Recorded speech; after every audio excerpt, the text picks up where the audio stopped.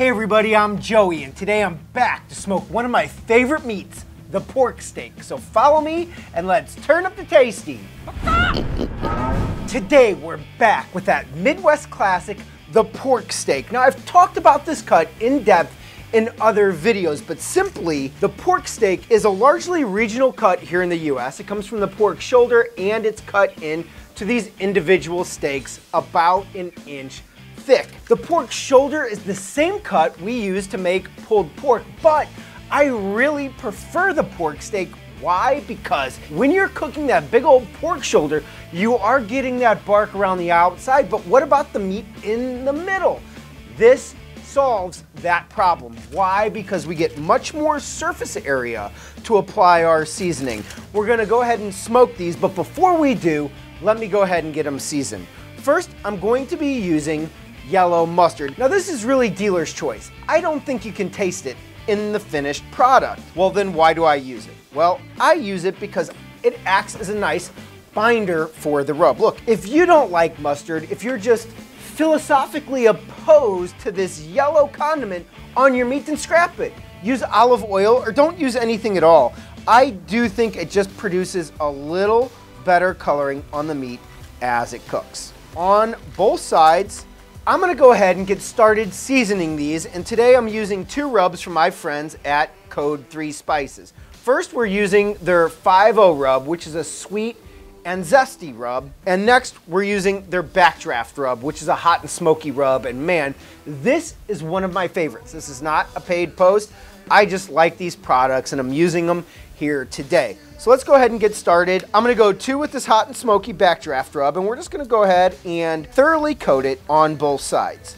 While I'm seasoning these, I mentioned earlier that the pork steak is truly a Midwest classic. It's always funny to me how rarely people outside of the Midwest have heard of this cut. I'm from St. Louis and I just grew up with this at every backyard barbecue. Now, there are some things about this cut. First of all, if you're gonna smoke it, you want it at least 3/4 to an inch thick, for sure, otherwise it can really dry out. Also, if you've talked to anyone from St. Louis, we do have a little bit of an accent here where the OR sounds more like an AR, like Highway 44, or you may hear these called like park steaks or port snakes, but they are in fact pork steaks. Sorry guys from St. Louis, I like to have a little bit of fun with the accent, and as I always tease my mom when she yells for my dad, "Hey George!"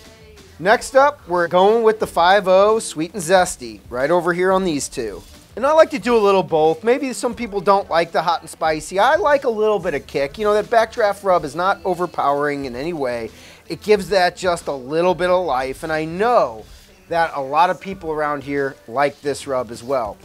Now I'm gonna get ready to throw these on the grill, but before I do, just wanna share a quick cooking hack. You'll see I foil line the bottom of this pan. I don't know about you, but I don't like cleaning up. What about you, T-Bone?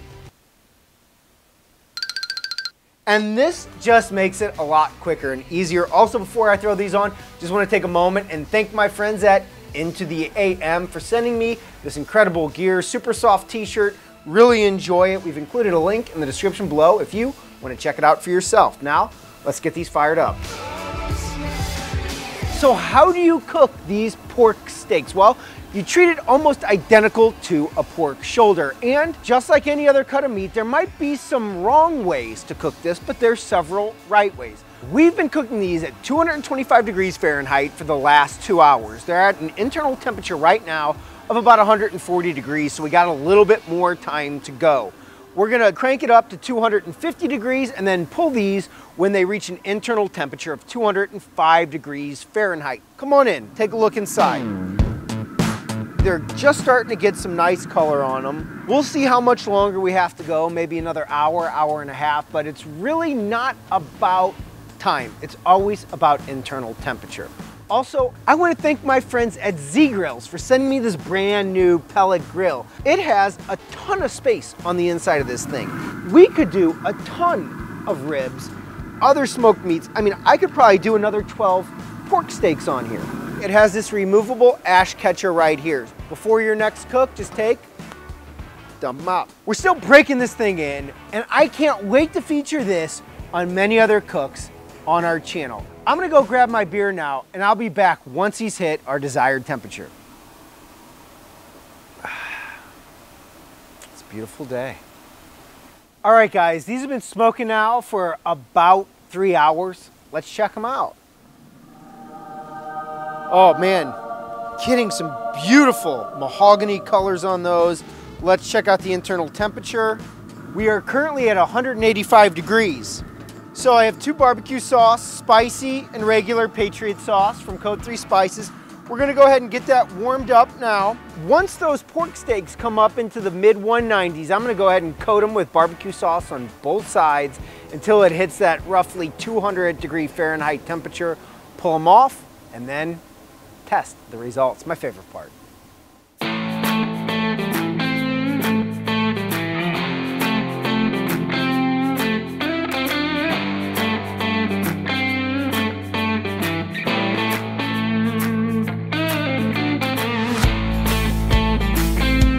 All right, we're gonna give these another 15 to 20 minutes.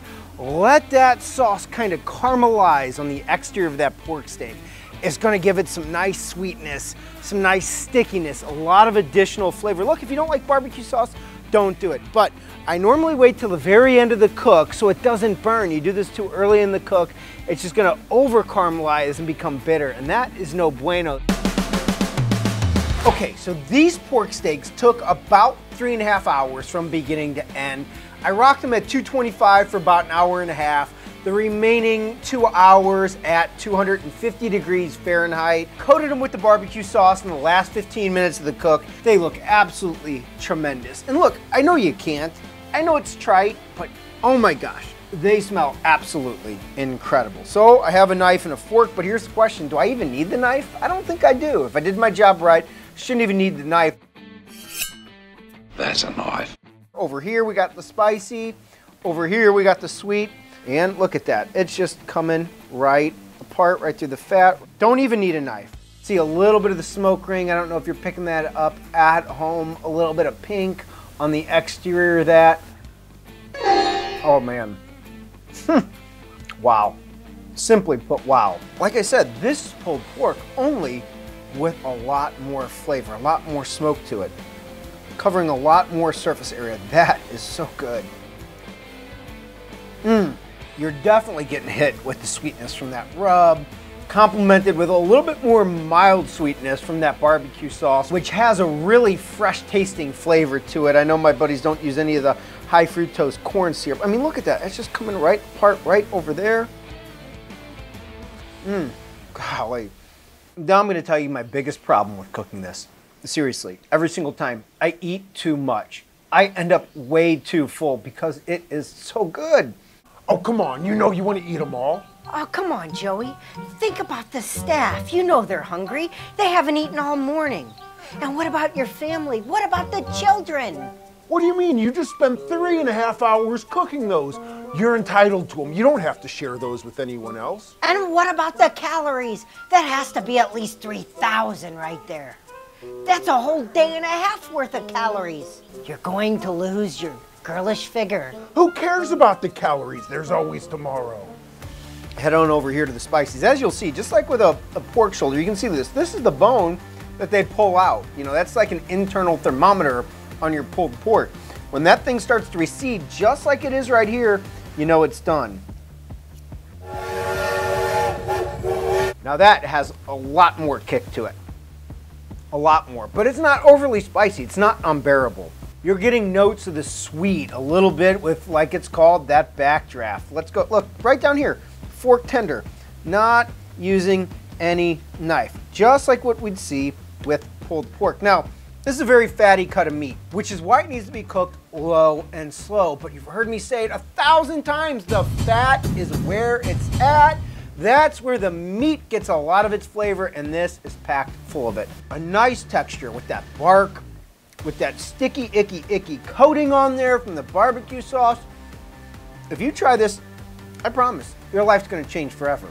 Your backyard barbecue is never gonna be the same, but don't take my word for it. Try it for yourself, or if you have, let us know how you like to cook pork snakes, park snakes, pork snakes, I don't care what you call them. We can all agree they're delicious. I'll see you guys soon.